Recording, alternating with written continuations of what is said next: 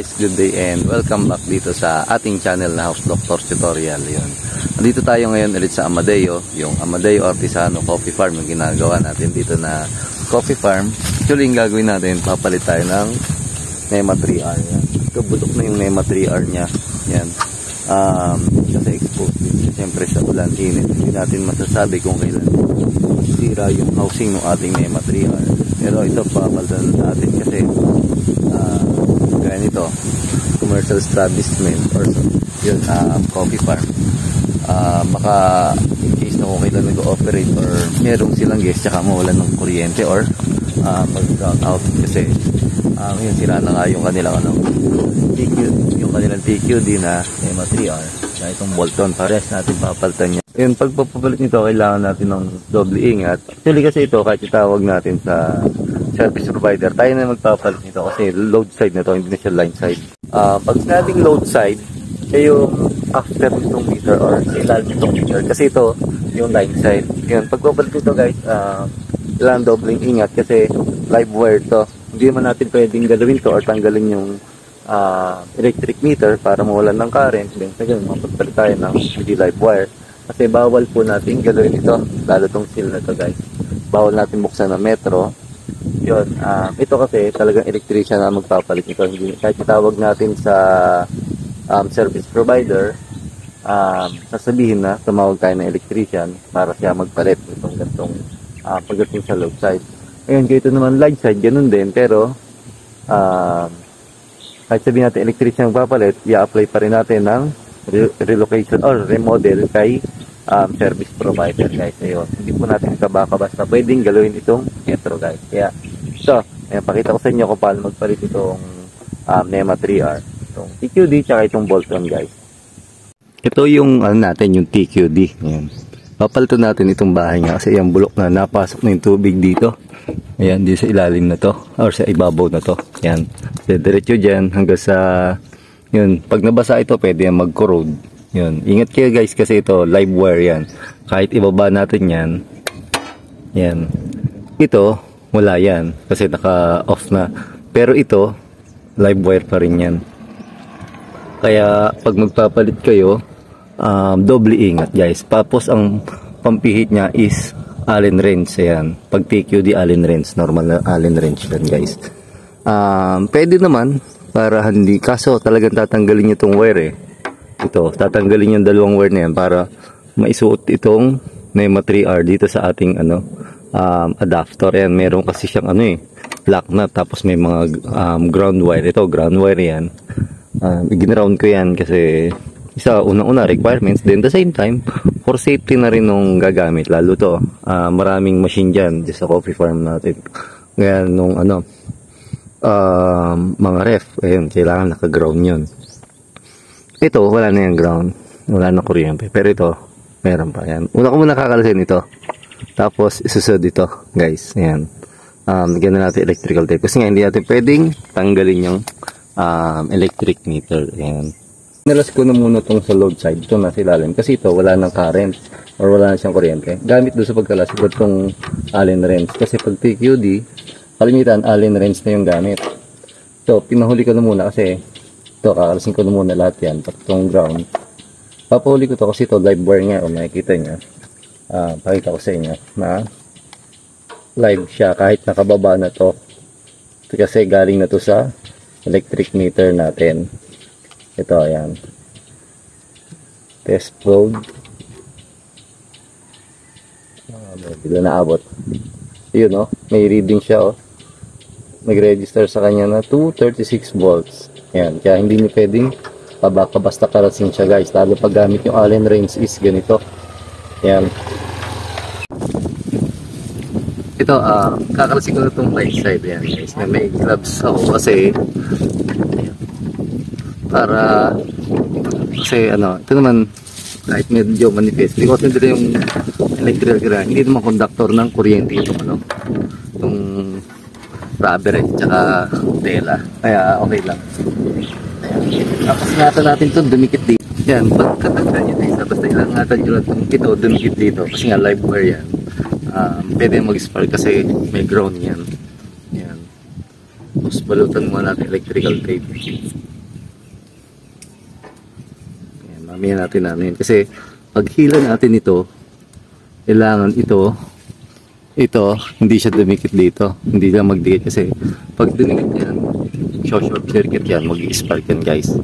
Yan. Kasi pag hila natin ito, dito sa baba, maano yan, kumbaga magdidikit. May posibilidad na magdikit. Yan. Tanggalin natin kasi itong TQD guys. So ito, lahin lang natin. Kailangan pagtanggal nyo isa-isa. Mamaya pagbabalik nyo isa-isa rin.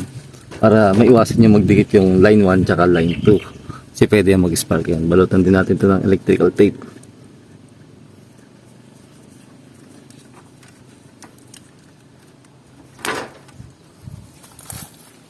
Yun, pwede natin tanggalin yung TQD. Naka-screw lang yan dito sa gilid. Ayan, magalit kasi natagalan na.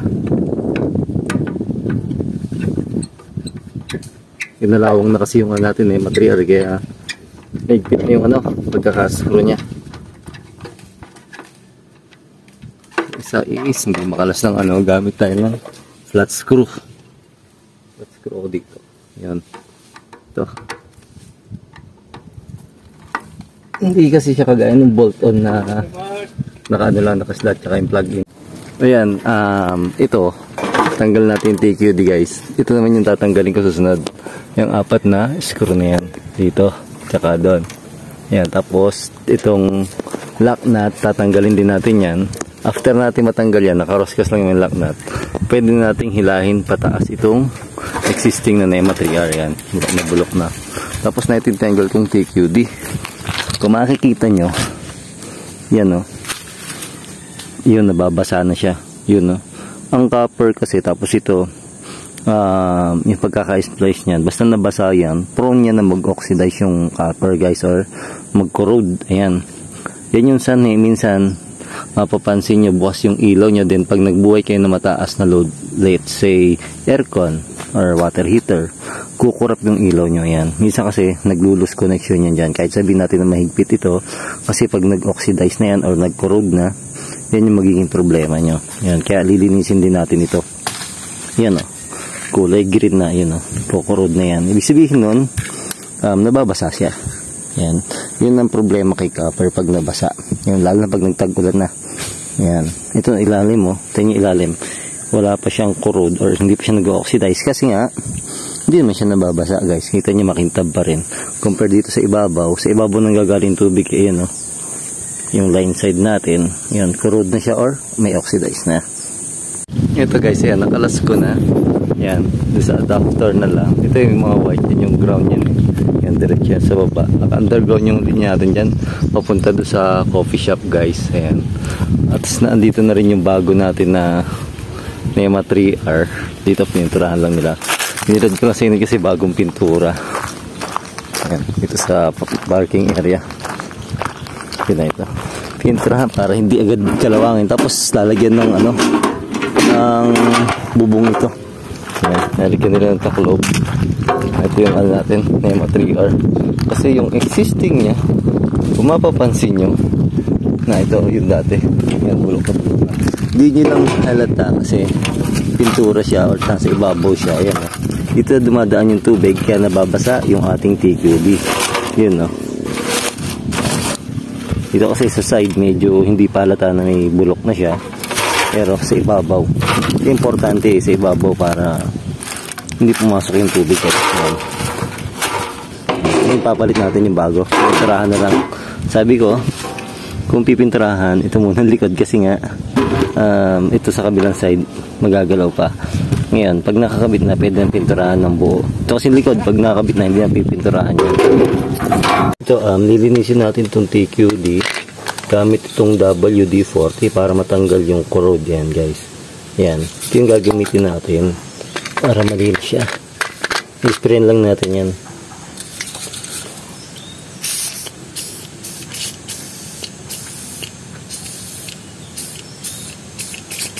Yun, pati ilalim isprayin na rin natin.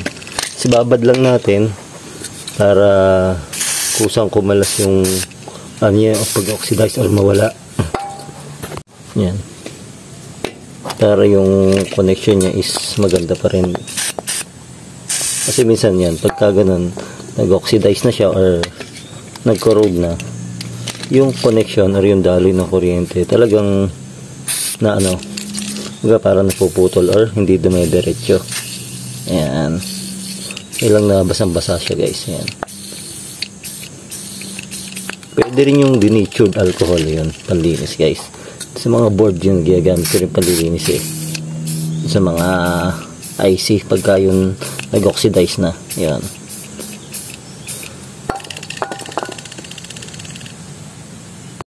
Ayan, dito naikabit na natin yung bagong NEMA 3R. Bale, binalik lang natin yung screw nya.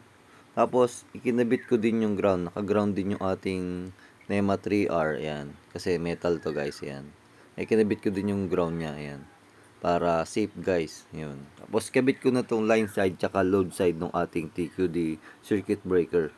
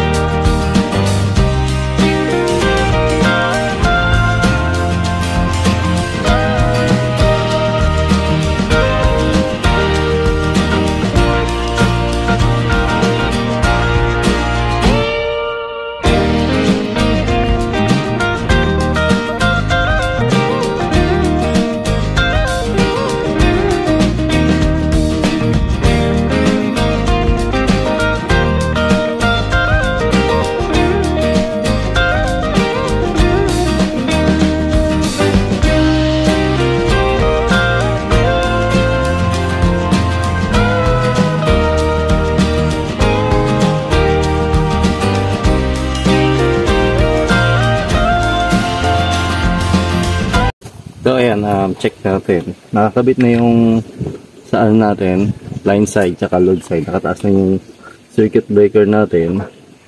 Double check lang natin kung may current or nagano yung ating may material or yung breaker natin, yung TQD.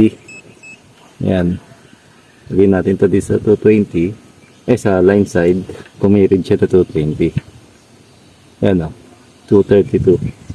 Basta sa kabila, pagka pala kayo mag-tester o gagamit na multimeter, magpa-plug kayo sa gantong live, isang kamay lang, wag ganito, wag ganyan, no? Wag yung test probe na yung positive dito sa kanan, yung negative sa kaliwa. Kailangan isang kamay lang. Yan, pag kayo gagamit ng test probe. Sa ilalim naman, ayun na, may 233 volts na nare-read. Ayan. Then okay na. May kuryente doon sa loob ng ating coffee shop. Yan. Yan, sana nagkaroon kayo ng idea kung gaano kabilis ka magpalit ng NEMA 3R. Ayan. Tapos lagyan natin ito dito. Baligtad pala. Ayan. Kahit live wells. Ayan. Nga lang, syempre, medyo ano pa rin dapat sa electrician yung napapapalitan pagka ganito sa labas. Kasi nga, live siya or hindi nyo pwedeng compare sa mga magre-repair lang kayo ng outlet sa bahay, pwedeng yung i-off yung circuit breaker nya, yun wala ng current. Pero ito, pagdating do sa line side or sa ibabaw ng ating circuit breaker, may current na siya, kaya kumaga hindi na rin siya ganun ka-safe magpalit. Kaya hindi ko suggest na i-DIY nyo na magpalit ng gantong NEMA 3R. Inano ko lang, pinakita ko lang yung video para in case na magpapagawa kayo sa electrician, may knowledge kayo. Kumbaga, hindi lang kayo nakadepende do sa gagawa or do sa electrician na gagawa sa inyo. Hindi kayo nakadepende kung anong sasabihin tsaka kung anong dapat gawin. Kumbaga, may knowledge kayo guys. Yan. Sana nagkaroon kayo ng idea sa pag-share ko ng video to. Yan. At maraming salamat po muli sa inyong lahat. Stay safe guys and God bless po.